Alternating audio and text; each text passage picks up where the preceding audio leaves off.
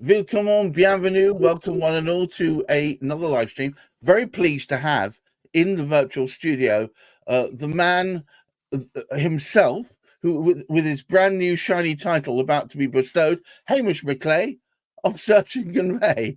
Welcome, sir. Thank you indeed. Thank you indeed. Yes, and indeed. It's a glorious, glorious day here in North Oxfordshire. The sun is beaming upon me. I'm just looking outside. Yes, we do have a modicum of it here, only a tiny amount. But before we get too far upon the English pursuit of calmly discussing the weather, usually why it rains at one end of the house and shines at the other, I want to introduce to you our special guest for the day. She is a landscape architect de jour. She is actually an associate of Hamish's, and we are bringing her to the studio right now. Welcome, willkommen. Thank you, Kaya. Welcome to our happy throng. Thank you. Thank you for having me. I'm so happy about that. It's a pleasure. Now, before we get going, the proposition we're discussing today is, does your place have spirit? Now, before we get into it, I'm going to throw Hamish under the bus and ask him to explain what exactly he means by that. Well, if I can just avoid that question, I'm being a politician here. I was going to say, are you in the next government? I was going to go on, keep going. Well, close. Something very, very interesting, though. Today is the very first time we have had an international guest. So it's very, very special. But what is even more important, today worldwide, it is International Women's Day, where we are celebrating. It has to be said, my wife has not let me forget it since the morning. I do agree. So, and we have an international woman, so we're absolutely superb. Well, one of the things is all too often we're speaking about boring things. Very, very boring. Well, boring unless you actually need to be moving house. A little bit dry, perhaps. You do need to know about all these sort of legal things that are going on. All too often, we forget about one sort of key concept. And this is something that sort of Kaya knows so much about. And which is one of the reasons why her and I get on sort of so effectively. We have a view, we have a vision sort of behind me of where I'd like to be at this particular moment in time. Somewhere in the woods, sort of somewhere. And here I am sat in a garden, it's totally surrounded by houses and a public footpath running alongside me. However, life is more than that. And that's why we brought Kaya on, because I think when we look at a property, it's about time we moved into the holistic side of looking at a property. And that's, I think, where we can bring Kaya on board. Kaya, tell me everything that I need to know about bringing spirit into my house or to my home or to where I live. That is a great question.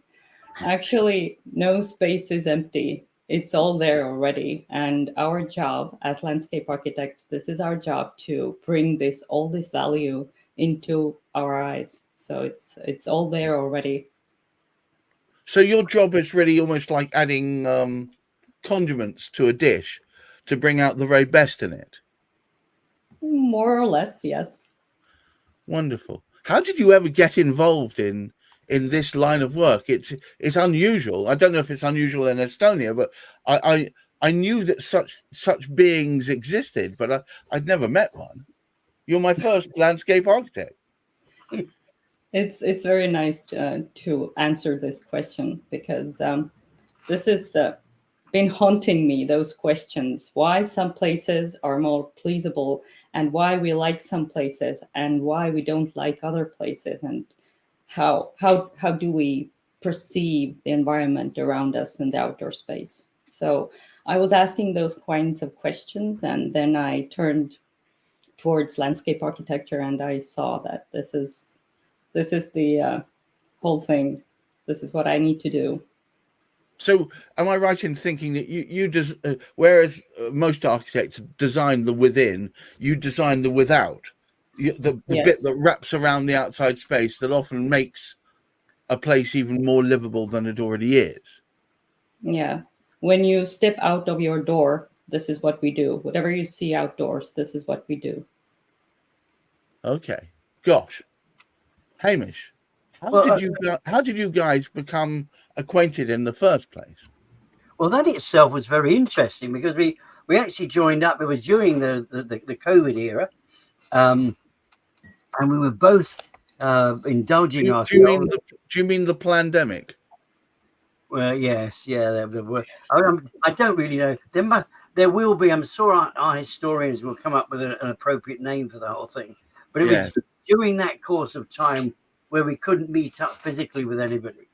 So I went international, and both Kai and I were attending. We were both attending a sort of business meeting, and what we needed to do was we needed to come up with sort of somebody to accompany what we were doing, help us on our way.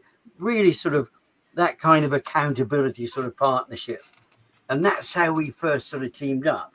However, I can't. How long ago was that actually, Kai? I can't remember now. It was 3.5 years ago, I believe. Good Lord.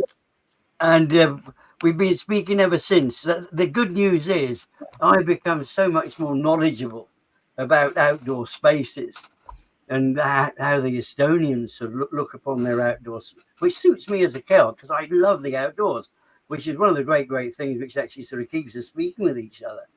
And the way that something I haven't indulged in yet, I haven't actually been camping out in sub-zero temperatures, which Kai will get up to from time to time, just for the hell of it. I mean, but I'm too much of a townie for that sort of thing, I'm afraid. But camping out would already made me feel worried. When you said sub-zero temperatures, I'm afraid I'm gone. No, that's no good for me. However, but speak there about what I actually sort of do. I just sort of said it's a bit like I'm sort of trying. All too often, we restrict ourselves to what we're looking at when we go to. It's absolutely fine. That suits me. However, does it?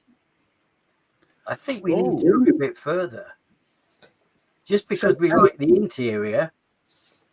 Right. So let's bounce this back to Kaya. So do we not always know what is best for us? That's what Hamish is supposing there. Are you able to bring things out that we might not even perceive as environments that we want to be in? Actually, we have that sense inside of us, which is telling us which is good and which is not so good. For example, we perceive proportions differently. Something is big, something is small, something which is like the right size. For example, if you take a Gothic-style church, it was supposed to be enormous, and you feel so tiny because you're just a human, and God is something which is enormous. You can't measure. Belief you can't measure. So other areas in space, outer space, you can also measure. So this is how we perceive things. And this is also with other things. For example, we design for physical health, we design for social health, and we design for mental health. Physical health, this is easy to understand. It's like you have hiking trails, you have maybe something for physical exercise, and social health is maybe more vague. You don't understand it, for instance, but these are the places what we provide for people to get together, to socialize, to have fun. For example, playgrounds for children and some areas for elderly. This is my personal area of interest, to provide areas for adults and elderly people. And also mental health. This is something no one wants to discuss, but we are stressed in our regular life, and we need something to take our mind off our regular thoughts. And this is what we also do. We provide views and areas where you can be solo and contemplate and so forth. So these are the areas you can't measure so much, but there are some characteristics to provide some spaces like these. So typically, do you go in at the point of that the architect does, at the point when they're designing a place, or are you very much there after the fact? It depends. There are usually it's a collaborative work, but there are some projects also where we come after the architect. So would it be appropriate to call upon the services of Pijama Studio if I had a place and I wanted to inject it with spirit? I wanted to Yes. put something out. Yes. So that's an ideal pairing, I guess. Mm-hmm. And have you done projects like that similar? Could you talk to me a little bit about something that where you've taken a location from perhaps a state of feeling a bit low mode, and when you finished, it's injected with spirit? Is that something you can talk as an example? Yes, at the moment under construction there is a music park. It's a big park around a music school, and we turned out this to be area for children to play, and everything is surrounded by this music equipment, and everything is designed with like style of music. The whole concept is around music, and we all even have the tiles on the ground. We have like piano shaped tiles and so forth. But yeah, we have included everything there, considering right paths where you have interesting views that you can approach to around every corner. You can see some very nice trees and bushes. You have beautiful views over this. There is a river going through this area, and we included the river as part of the concept as well. So it's like amazing. Even the river is like part of the music. Wow. So was this very much client led, or were you left to your imagination to come up with these designs? The best solution is always collaboration, and in this case, our client was giving us like really free flow. So we made our first proposal and they agreed, and then we made it even better because they were like really agreeing with our concept and they really loved it, and they started to adding stuff, and it was beautiful. Wow. Hamish, this is the sort of thing that really strikes a chord with you, is it not? Oh, very, very much so. I mean, I look at the open spaces around where I am. I mean, never mind the garden itself, because I mean, the guy has some tremendous concepts and ideas. I'll tell you a great one, which, because I do have a plot of land, and this plot of land has bushes all over it, full of thorns, and they're an absolute sort of nuisance and an eyesore. Well, not exactly an eyesore, but you can't see anything else because of these thorny bushes. Right. And running alongside it, we have some. It's not Lilani. What were the trees, Kaya? Can you remember the name of the trees? Lilandi there. Lilandi, yes, I know them. And because they've shot right up in the air. And because this place that we have is in the middle of, you can't see a house from it. You can't see a building from it.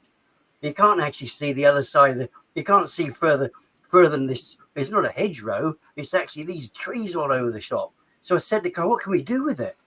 And she said, well, you turn the bushes into a tree and the trees into bushes. So basically the bush becomes a hedge. Oh, sorry, the Lilandi becomes a hedge that you can actually perceive by cutting it down, as we well know. It expands sort of outwards. Right. And by cutting so coppice the Lilandi, and then basically find the strongest root that's actually sort of going up and just cut off all those lower parts. And then, in fact, Kaya actually showed me, because down the streets in Estonia, they do actually use I can't remember if it was hawthorn or not, but it mattered. But they actually use them. They line the streets with these particular sort of trees because, which we would consider to be bushes and a nuisance. So it depends all from the maintenance, what the outcome has to be. So this is also one part of our work. If we design something, then we also give the guidance for maintenance and how it should look like and what's the maintenance plan for each of the object that we design. And it is possible to turn a regular tree into a piece of hedge if I mean, if if you have a right species in the right place and it's well maintained, then it is possible. And of course, it's possible to do all kinds of things, topiary and all other Well, things. absolutely. But I've seen some crazy stuff. So I suppose this really lets you just let your imagination go riot. Yes. Oh, fantastic. Hamish, I So think our time. this is already one part of the spirit, don't you see? Oh, I do. Yes, of course. Of course. Of course.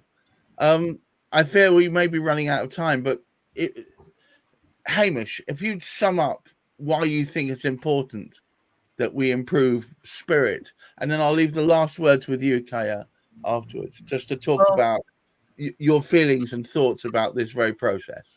Well, unfortunately, where I live now, I really gave no thought to where it was, the environment, or anything like that. And when you actually sort of think we're close to a main road, we're surrounded by houses, light pollution, air pollution, but there was no, and it's very challenging to try and relax within that environment. And I have to use my imagination to take me to the sort of places that Kyra was speaking about there earlier, so that I can just go, yes, and sort of bring that sort of spirit, because we all want to be able to sort of relax, and it cannot be done sometimes in townships and things. So it's rather good being able to sort of look at open spaces, to walk to. There's nowhere close to me that I can walk to readily that can actually enjoy the type of spirit that Kaya was just speaking of. One part of the spirit is the cultural aspect. No space is empty, like I said. There are some historical things. Well, England is known for its rich history, so you always have something historical there. So this is like the part of where the human feels that they belong somewhere. The history shows us very clearly where we belong, where we're coming from. So this is the cultural aspect. This is one part of the spirit. Then also what you have this wild nature, and this is like the untouched part. For example, if nature is taking over some piece of ruins or something. So this is another part. It's like mystical a little bit. And there is also this rich and diverse, the diversity that we are looking for, even for views, but also for our health. This is like the ecological services and so forth. And what we want to feel is the sense of space. We want to look for this view, for the distance. We want to relax. We want to gaze over the landscape. And of course, this is also very well is going with serenity. This is something that we also look for to relax and restore our attention and release some stress or reduce some stress. Yes, I believe it helps reduce stress and release serotonin, the happy hormone. Course. Absolutely. Yeah.